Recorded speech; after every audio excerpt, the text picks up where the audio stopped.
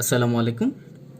CMPC শিক্ষা পরিবারে স্বাগতম। প্রিয় শিক্ষার্থী বন্ধুরা, আজকে আমরা শিখব হলো 10x এর অন্তরজ মূল নিয়মে। তো 10x এর অন্তরজ নির্ণয়। তো 10x কে আমরা ধরে নিলাম f of x is equal to 10x, অতএব f of x plus s is equal to 10x plus s। আমরা সংখ্যাটা বসাই দিব। মূল নিয়মের সংখ্যা অনুসারে লেখা যায় ddx second bracket f of x second bracket is equal to limit h tends to 0 second function minus first function divided h।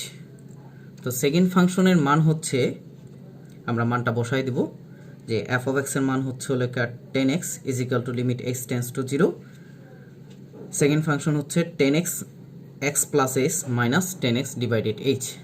এখন এই যে h নিচে আছে, এটাকে আমরা সামনে নিয়ে আসলে হয় লেখা 1/h 1/h সেকেন্ড ব্র্যাকেট 10 এর পরিবর্তে লেখা যায় sin বাই cos মাইনাস এই 10 এর পরিবর্তে লিখছি sin x by cos x। তো এই দুটোকে আমরা লসাগু করতে পারি। লসাগু করলে cos x plus s dot cos x। তো এইখানে cos x আর cos x কাটা যাবে, থাকতেছে হলো sin x plus s dot cos x minus cos x plus s dot sin x।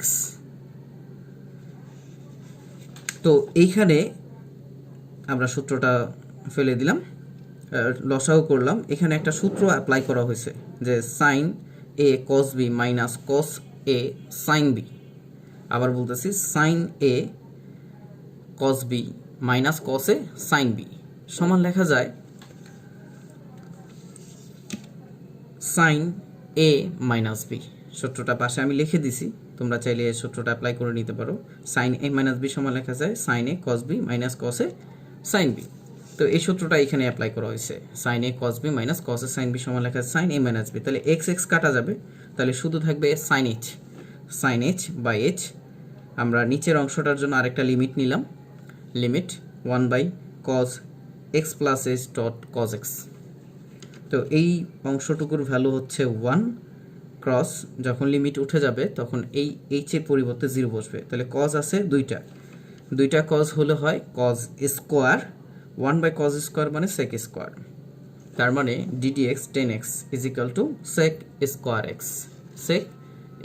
x। এটাই হচ্ছে 10x এর ডিফারেন্সিয়েশন মূল নিয়মে। তো সকলে ভালো থাকো, আগামী ক্লাসে নিমন্ত্রণ রইল সবাইকে। আল্লাহ হাফেজ।